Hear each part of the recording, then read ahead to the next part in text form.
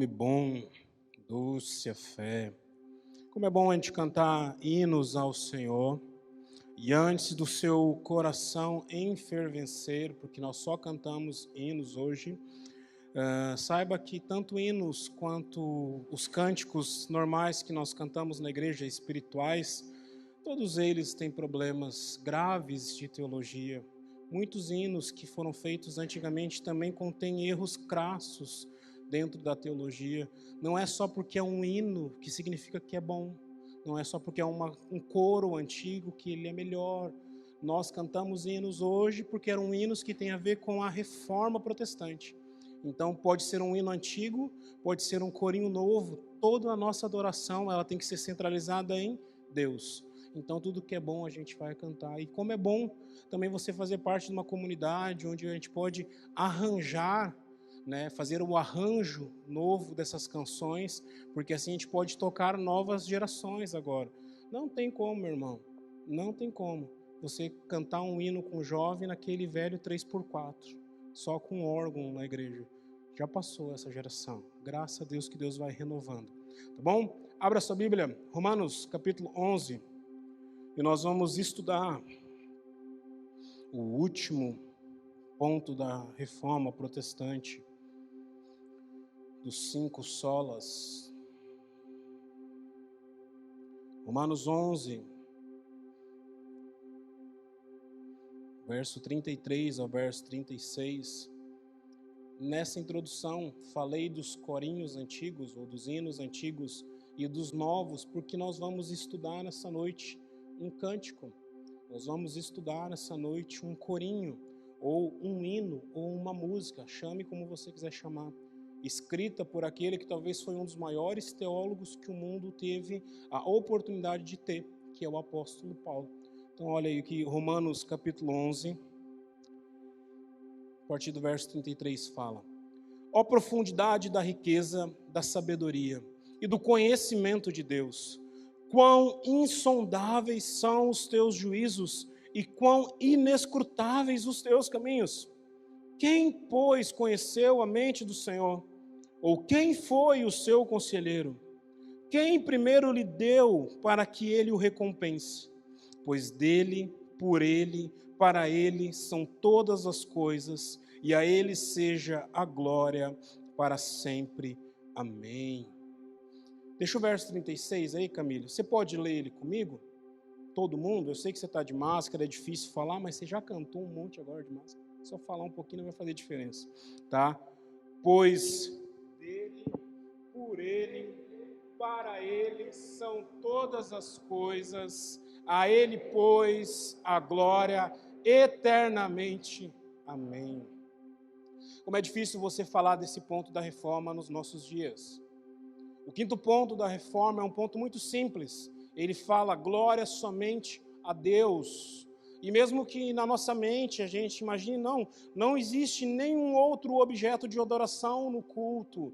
Não existe ninguém que mereça glória a não ser o Senhor. Parece meio estranho você adorar qualquer outra coisa que não a Deus.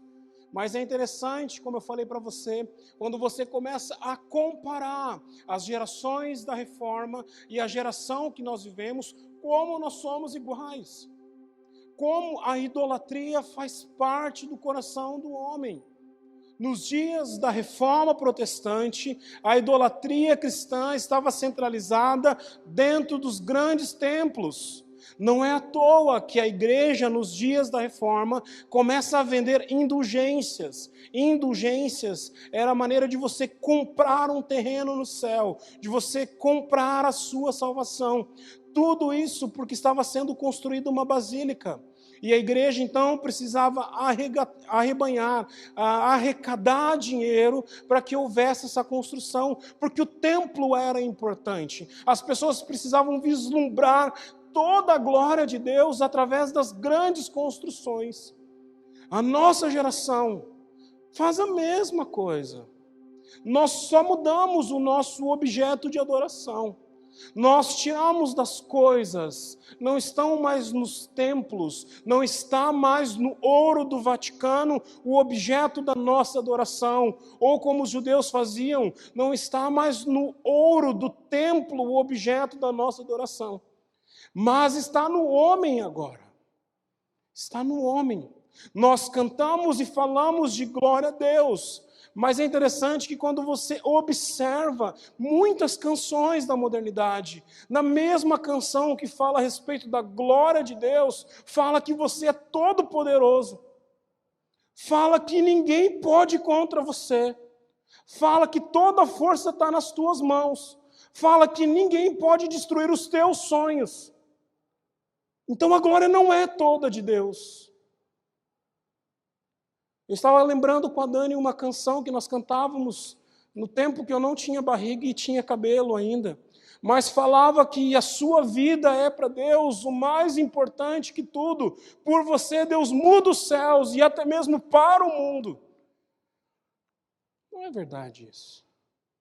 A minha vida não é o mais importante para Deus. A sua vida não é o mais importante para Deus. É só você fazer uma conta simples na sua mente. Deus sem você, Ele continua sendo Deus. Com todo o poder, com toda a glória, com toda a graça. Você sem Deus é nada. Você leu isso agora nessa noite em Efésios. Que nós estávamos mortos em nossos delitos e pecados. E nós recebemos então de Deus a vida. Então é complicado na nossa geração também falar sobre glória somente a Deus. Porque nós vivemos numa geração onde o homem foi centralizado. Muitos púlpitos de diversas igrejas, não são mais só comunidades cristãs, protestantes, de diversas igrejas. Você não tem mais a pregação do Evangelho. Sobem aos púlpitos coaches, que vão te ensinar como você ser melhor no seu trabalho. Como você ser um melhor marido, uma melhor mulher. Mas não ensinam a palavra de Deus. Há um mal ainda na nossa geração, além da idolatria ao homem, que é a idolatria da igreja. As igrejas históricas, principalmente nós, igrejas históricas, nós achamos que nós somos a bolachinha mais recheada do pacote. Nós achamos que porque nós participamos de um grande movimento chamado Reforma Protestante, que agora tudo que a gente fala é certo. Tem muita igreja ruim por aí, meu irmão. Tem muita igreja presbiteriana ruim por aí. Uma das linhas da igreja presbiteriana americana passou a ordenar agora homossexuais. E é uma igreja de linha histórica. Não tem nada a ver com a nossa igreja. Mas é uma igreja que é uma linha histórica. Tem muita igreja batista, para não falar só de nós, falar dos nossos primos também, né? Tem muita igreja batista que você vai no culto, de batista não tem nada. Nada. Tem muita igreja luterana que você vai no culto e o culto parece uma missa. Não há vida. E foram essas linhas que Deus chamou na reforma. Lutero começa a reforma protestante. Os anabatistas, juntamente com Lutero, começam a revolução contra a Igreja Católica. João Calvino, que é o pai do presbiterianismo, é a mente filosófica da reforma protestante. Ter participado de um grande movimento da história não faz de você alguém especial. Os judeus já faziam isso. Lembra de um dos argumentos dos fariseus, quando eles iam argumentar com Jesus a respeito da pregação de Jesus? Era, olha, nós somos filhos de Abraão. Abraão foi um grande cara. Porque nós guardamos a lei de Moisés. Moisés foi um grande cara. Porque nós servimos o grande rei Davi, foi um grande cara. Quem é você? Quem são vocês? Por isso que eu e você, quando nós celebramos 503 anos da Reforma Protestante, Nós, muito mais do que as novas comunidades que vão surgindo, e surgem sim, meu irmão, muita comunidade boa. Mas nós temos a responsabilidade de permanecer na fé. Olhar para os escritos de Calvino, olhar para os escritos de Lutero, de todos os pais da igreja, olhar para aqueles que fizeram a diferença e ver se é isso que nós estamos pregando ainda hoje. Tem muito crente, só o último adendo aqui, que crê na salvação pela graça, mas passa a sua vida inteira com medo de perder a sua salvação. Passa a sua vida inteira com medo e praticando boas obras, com medo de Deus não o ter salvado.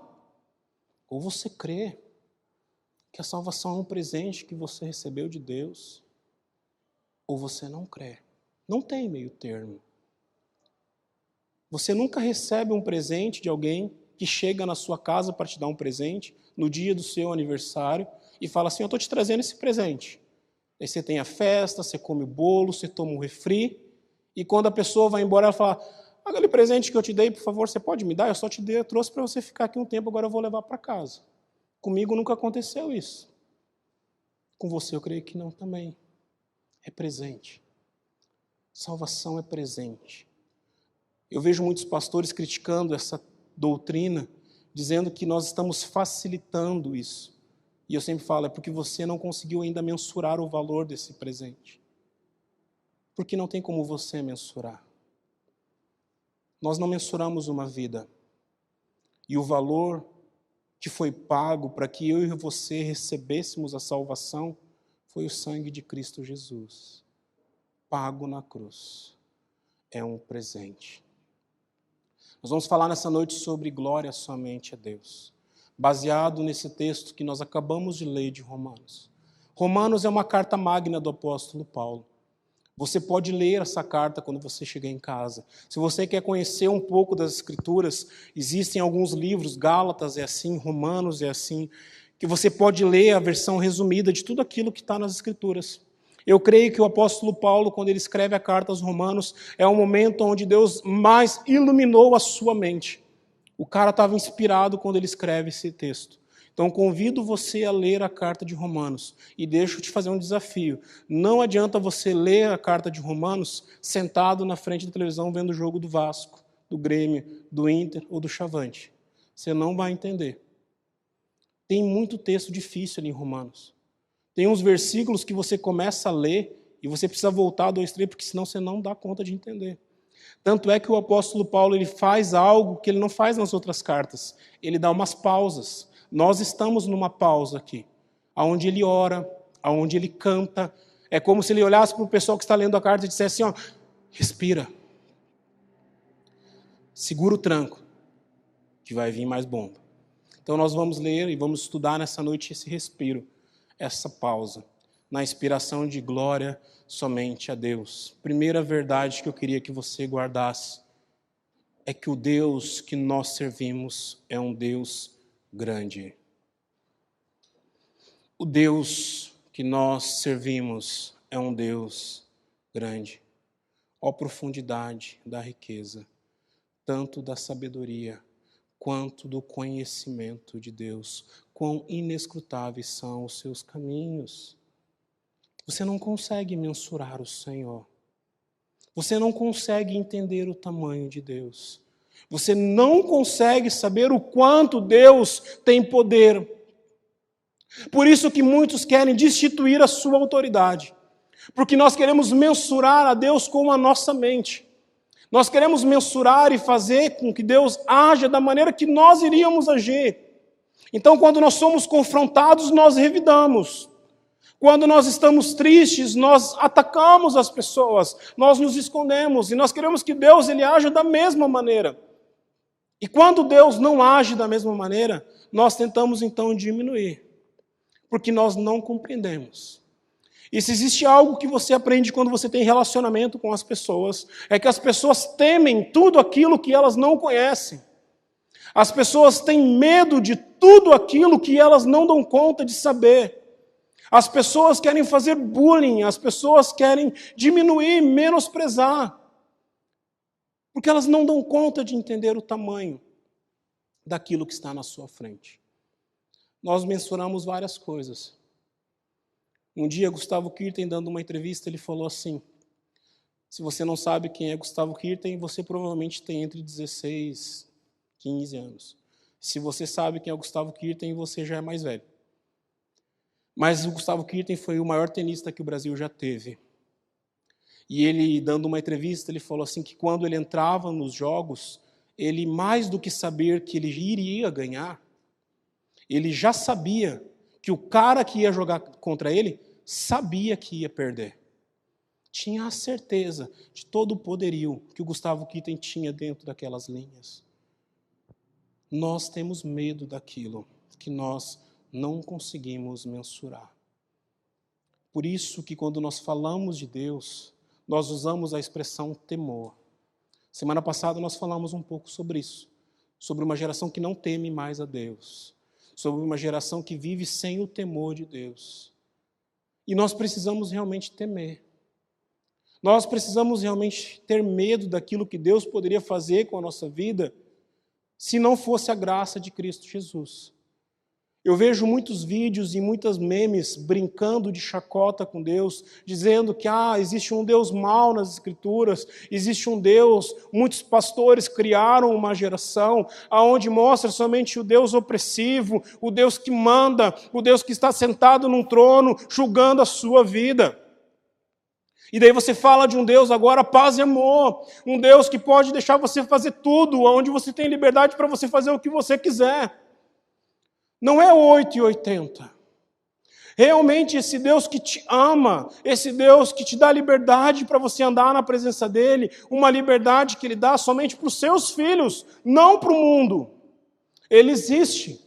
E se você conhece o amor de Deus vai arrebatar a sua mente, o amor de Deus vai arrebatar o seu coração, vai muito além, porque é muito cuidado, você não dá conta de lidar com isso. Todavia, a ira de Deus é igual. É proporcional ao seu amor.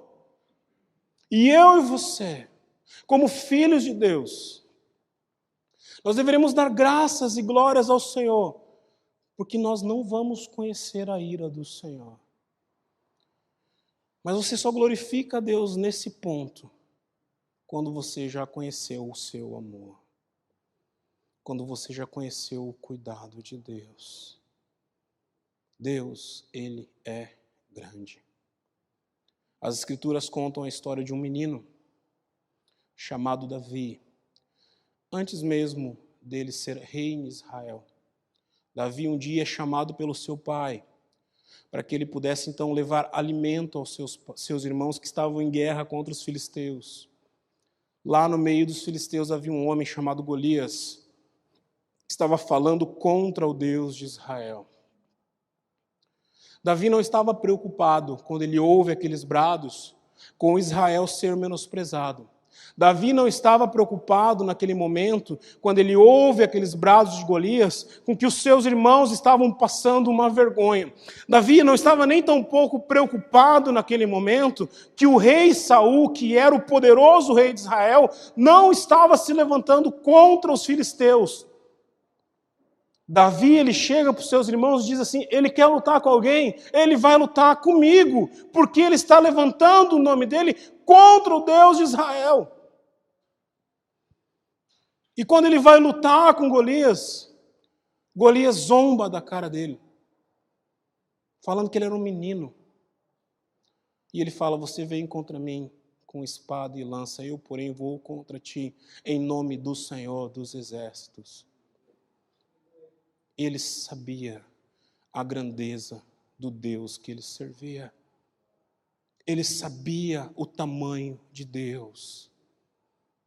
Nós somos uma geração onde nós perdemos o tamanho de Deus. Nós não mensuramos mais essa grandeza. Nós não paramos e dobramos o nosso coração, ou a nossa mente, ou as nossas canções, da mesma forma que o apóstolo Paulo aqui está fazendo. É como se ele estivesse parado na frente de Deus. É como se ele estivesse refletindo toda a glória de Deus e falando assim, quão grande o Senhor é. Não é Covid, gente.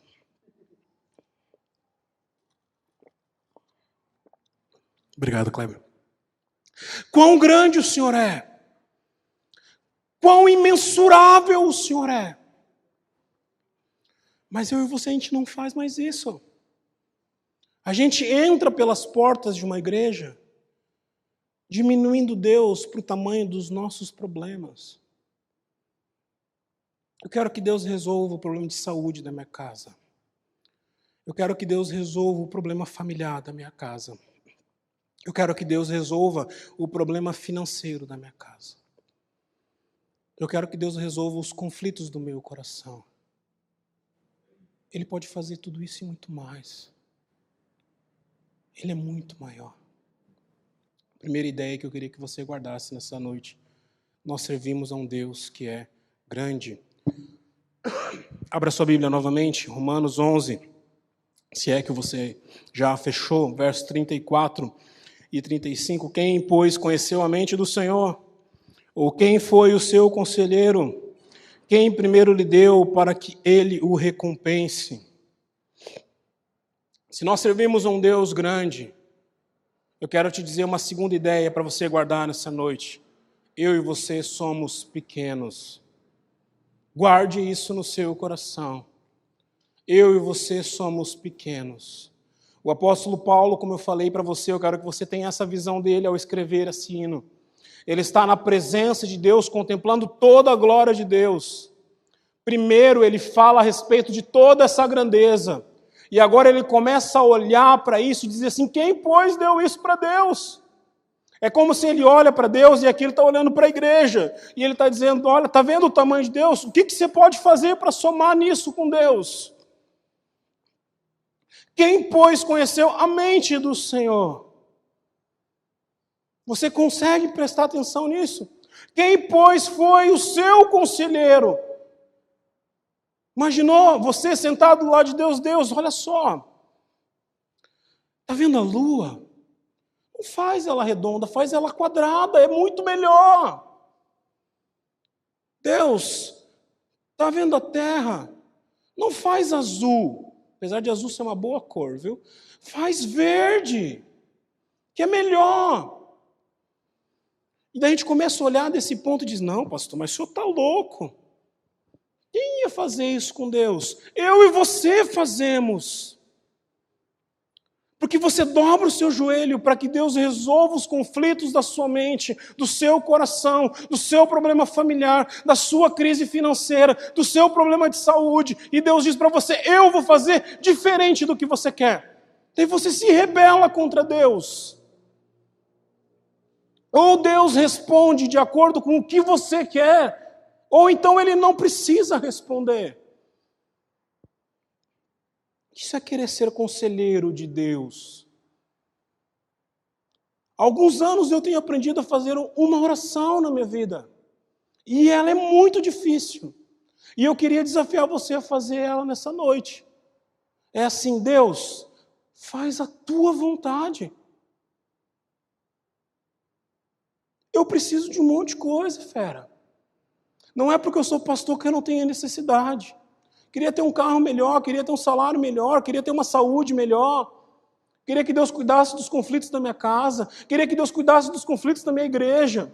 E todas as vezes que eu dobro o meu joelho e começo a falar: Deus, faz assim, faz assado, faz desse jeito, muda assim, muda desse jeito. Eu estou dizendo: Deus, eu quero aconselhar o Senhor. Eu quero ser o teu coach. Porque eu acho que o Senhor não entendeu. O Senhor entende muita coisa. Mas na minha vida o Senhor não entende. Paulo está virando para os seus leitores e para a igreja dizendo assim: quem, pois, foi conselheiro do Senhor?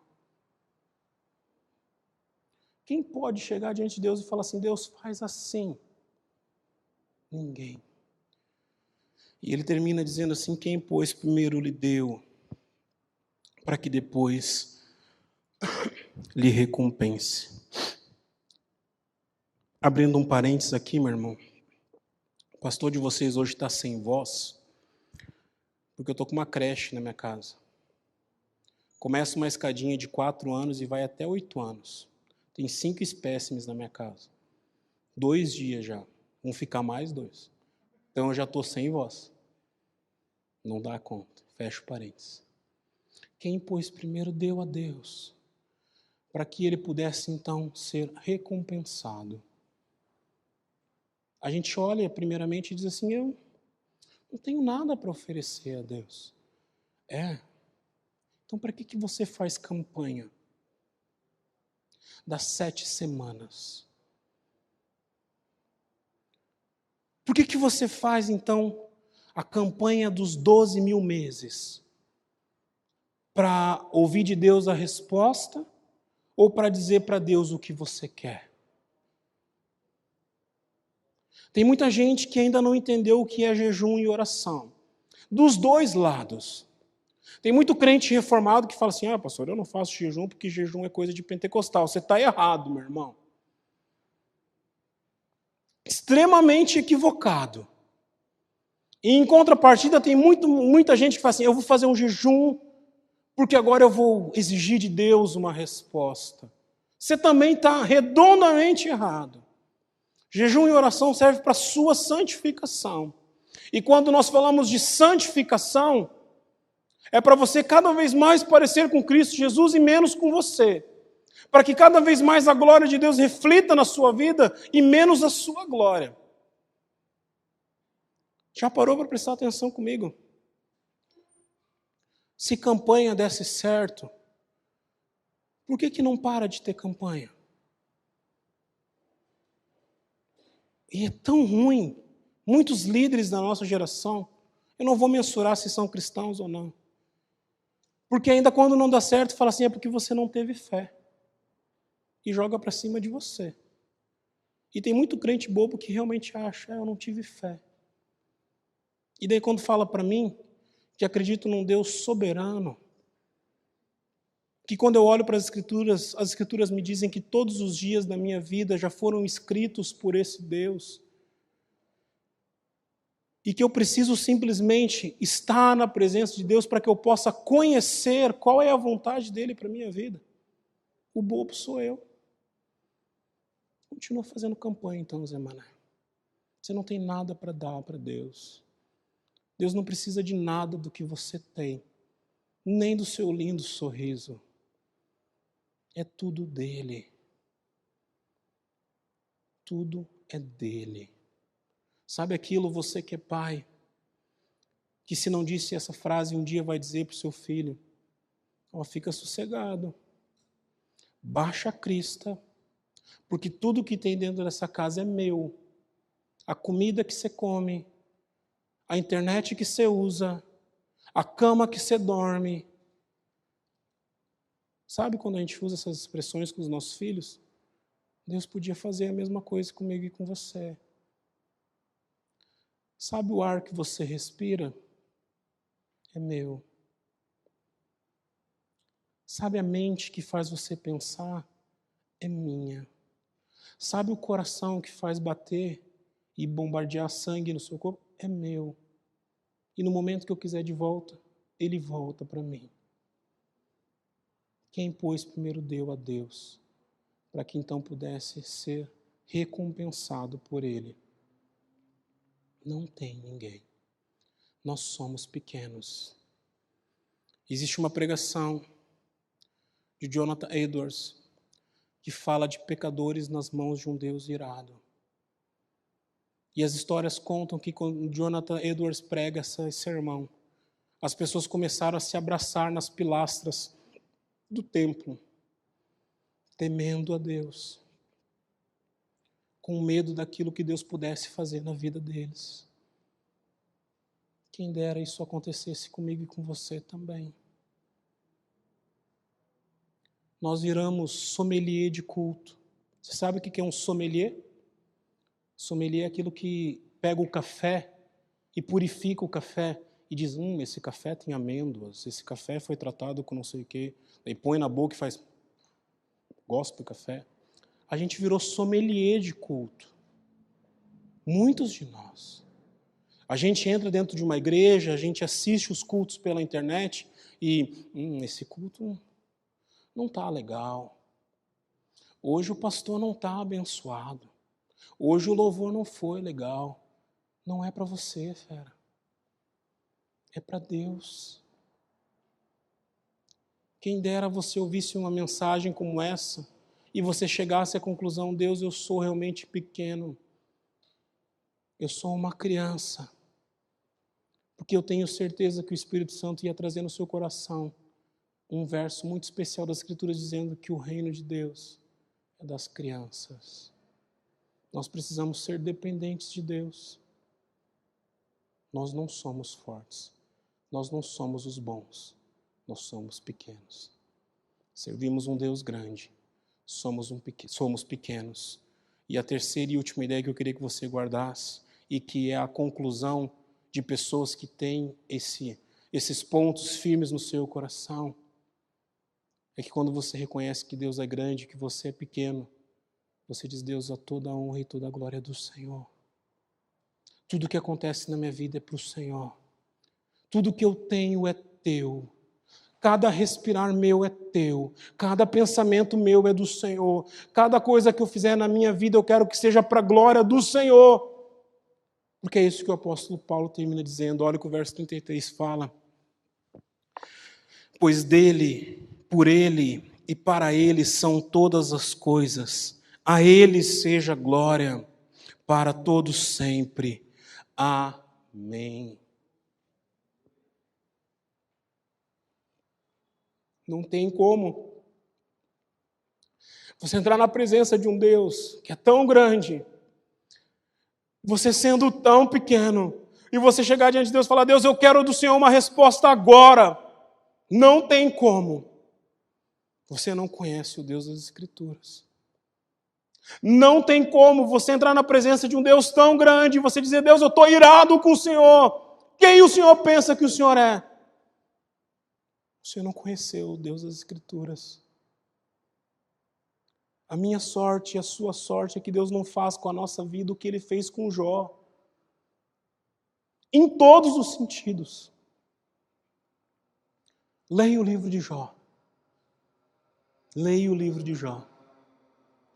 Jó foi um cara que sofreu, que apanhou muito mais do que eu e você. Perdeu tudo aquilo que ele tinha, desculpe. Tem muita gente perdendo o que não tem. Jó perdeu tudo que ele tinha. Ele era um cara rico, ele tinha família, ele tinha status, ele tinha tudo isso. Ele vai para a sarjeta. Lá na sarjeta, humanamente falando, a gente pode dizer não, quando Jó se rebela contra Deus, quando Jó fala que quer amaldiçoar o dia do seu nascimento, ou seja, queria morrer. É plausível, é humano, pode acontecer. Porque eu e você, a gente está com dor de dedo e fala: Deus, o que está acontecendo na minha vida? O Senhor não me ama mais. A gente não consegue mais ir no McDonald's e fica: Deus, como que eu não vou comprar o meu número 1 que gosto tanto? O que o Senhor está pensando? Jó sofreu de verdade, viu? E a gente pensa, quando Jó reclama de Deus, que Deus, nossa, vai pegar Jó no colo, vai fazer carinho em Jó, vai passar a mão na cabeça de Jó. Deus se levanta e fala assim: ei, Jó, quem é que você pensa que é para estar falando comigo desse jeito? Onde é que você estava quando eu botei cada estrela no céu? Onde é que você estava quando eu criei cada dobra do crocodilo? Onde é que você estava quando eu botei no ventre do hipopótamo toda a força que ele tem? Aonde você estava, Jó? Aonde você estava? Aonde você estava? E Jó, depois de ser destroçado por Deus, ele fala: então eu sei que o meu Redentor vive, e um dia ele há de vir sobre a terra. É depois que Jó é destroçado por Deus, ele fala assim: antes eu te conhecia só de ouvir falar, mas agora os meus olhos te veem. Por isso, meu irmão, quando nós reconhecemos que Deus é grande e que nós somos pequenos, a primeira ideia que nós temos no nosso coração é que todas as coisas provêm dele. Tudo é dele. Todas as coisas acontecem por ele, porque ele determinou e porque ele quis. Começa a dar coisa errada na sua vida, você pensa assim: vou ver o que eu estou fazendo de errado. Acho que eu não dei dízimo esse mês. O devorador está entrando na minha casa. Tenho que cuidar da minha vida. Satanás está mexendo comigo. É Deus, meu irmão. Pode usar tanto Satanás quanto quem ele quiser. Todas as coisas que acontecem na sua vida acontecem por conta de Deus.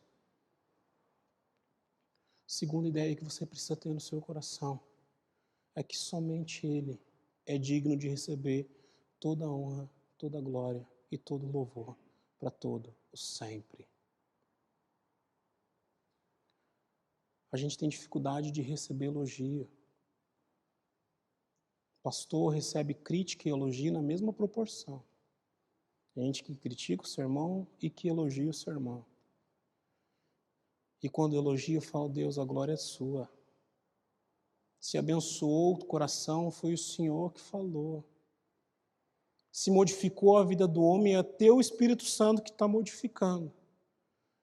Que consegue pegar as palavras pequenas, que consegue pegar os pensamentos finitos do pastor Rodrigo e transformar de uma maneira que penetre no coração do homem e transforme por conta da palavra. Não minha, dele. E quando dá errado, fala, Deus, tem misericórdia.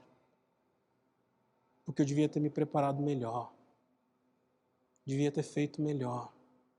E talvez por conta da minha falha, as pessoas deixaram de contemplar a grandeza da tua glória.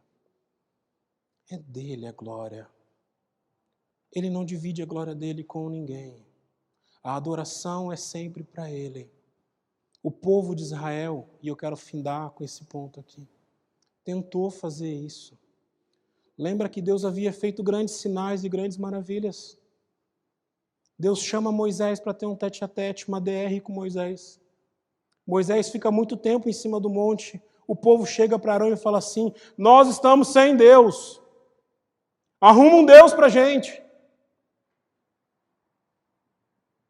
Arão faz o que todo pastor da teologia da prosperidade tem feito nos nossos dias. Dá o teu ouro aqui. Nós vamos arrumar um Deus para vocês. E Arão faz uma coisa que todos esses pastores continuam fazendo ainda. Mente. Porque quando Moisés chega, ele fala, eu joguei esse ouro no fogo e saiu um cordeiro. O texto não fala isso. O texto fala que ele forjou o cordeiro. Israel havia visto Deus fazer as 10 pragas. Israel havia visto Deus tirar eles do Egito. Mas bastou alguns minutos, alguns dias, um mês, para eles se dobrarem na presença de um cordeiro feito de ouro e dizer, você é o nosso Deus, nós adoramos você, você nos tirou do Egito. Naquele momento Deus olha para Moisés e fala, desce porque o teu povo aí está pecando. Desce porque o teu povo aí pisou na bola. Porque Deus não divide a glória dele com ninguém. Enquanto você achar que você é alguma coisa, meu irmão, Deus vai continuar destroçando você para mostrar que você não é nada. Tem um grande pastor da nossa geração que nessas últimas semanas caiu. Começou a falar um monte de besteira aí na internet. E eu tenho visto muita gente entrar nos Facebooks da vida e criticar. Eu só fico sossegado, porque como eu falei para você, eu tenho barriga e cabelo de quem já é mais velho do que muitos de vocês. Porque eu vi a mesma coisa acontecer com o Caio Fábio. E eu falo para essas pessoas que estão criticando, toma cuidado com as tuas palavras. Porque se Deus permite que homens como esse caiam, por causa da glória da cabeça deles, porque em algum momento eles tomaram a decisão de não glorificar mais o único Deus e agora passam a centralizar toda a filosofia que está na sua mente, pode acontecer a mesma coisa com você. E a minha postura e a sua postura não deveria ser ficar criticando aos quatro ventos, mas de entrar no teu tamion, entrar no teu quarto secreto, dobrar o teu joelho e falar, Deus, tenha misericórdia da vida desse homem. Tenha misericórdia da minha vida. porque você é igual a Ele. Você continua buscando a tua glória e não a glória de Deus. Somente Deus a glória. É Ele que é grande. Somente Deus a glória.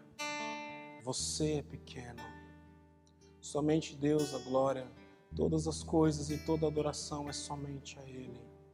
Enquanto homens e mulheres acharem que merecem alguma coisa, nós vamos ter grandes pastores caindo ao rodo.